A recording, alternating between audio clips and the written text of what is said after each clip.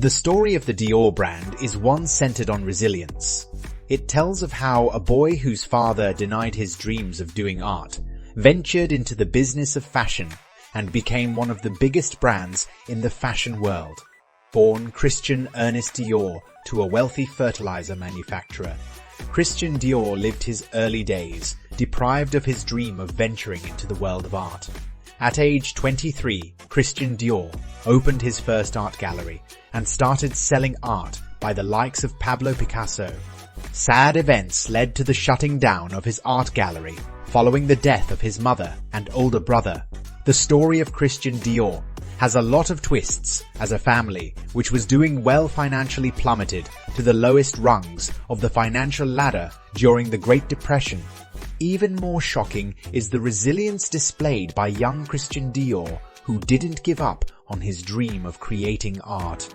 While searching for work, Dior started creating fashion sketches and was later discovered by Robert Piguet, who gave him the opportunity to design for 3 collections.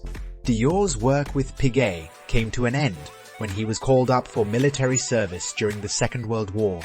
After leaving the war, Christian started working with Lucien Lelong in Paris, a fashion house which dressed the women of both Nazis and French collaborators. Working with Lelong gave Dior more of the push he needed to start his own fashion house.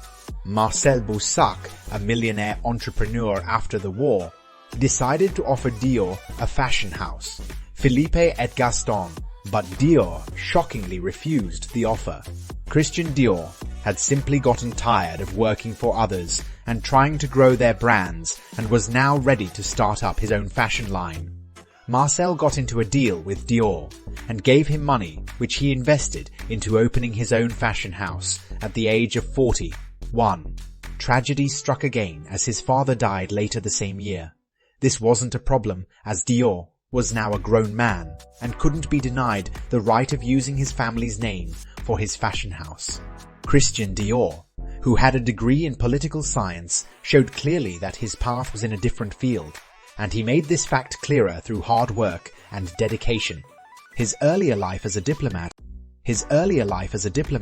also gave him more leverage because of the amount of great minds he had connected with in the art industry from all over the world. During that period, the fashion industry was overtaken by a pragmatic trend where clothing was rationed. Dior saw things differently. He believed in dreams and glamour. His next project was to reintroduce femininity, and to do that, he focused on creating a collection that was unashamedly decadent. In just 3 months from the inception of the brand, he unveiled his first ever couture collection Corolla, which was named after a flower. His new designs were perceived at the time as lavish, feminine, and romantic. Dior's trendy fashion style was quickly dubbed the new look and faced both praise and criticism. One particular critique, Coco Chanel, once accused Dior, saying Dior doesn't dress women, he upholsters them. Dior, in an attempt to expand his reach, was faced by further criticism when he was welcomed in the US by demonstrators carrying placards telling him to go home because of his attempt to revive feminism. Despite the earlier backlash, Dior was still determined to globalize. In no time, his desire came through as he expanded into other countries, including the US, where he was earlier rejected. In a few years, Dior had expanded from just creating clothing to complete dressing, which included accessories and even the Dior fragrance to the mix. This largely improved the Dior experience, the new look. Sad events unfolded when Christian Dior died in Italy in 1957 as a result of a third heart attack. He was aged 52.